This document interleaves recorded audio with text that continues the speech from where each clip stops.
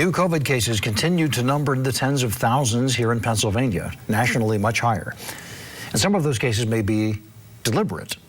WFMZ's Jackie Ferris reports on a troubling new trend. It's hard to believe that anyone would intentionally catch COVID, but Lehigh Valley doctors say after hearing COVID is not as severe for children or that the Omicron variant isn't as deadly, some people are having COVID parties with the goal of developing a natural immunity.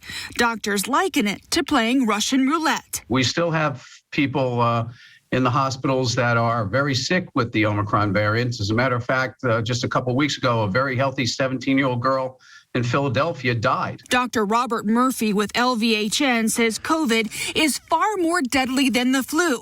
And by catching it intentionally, you can become a vector for the spread of the disease or end up with serious long-term health issues. The nurses are tired, the doctors are tired. So the stress and strain on the healthcare system by having people intentionally get this disease, put themselves and other members of the community at risk. Dr. Jeffrey Jerry at St. Luke's says COVID parties are an irresponsible flashback to chickenpox parties. 29,000 children have been admitted to hospitals, and there's more than 1,000 that have died.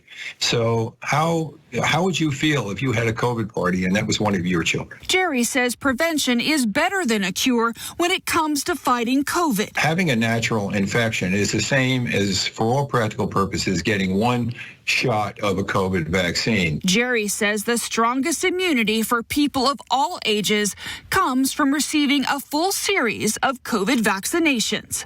Jackie Ferris, 69 News.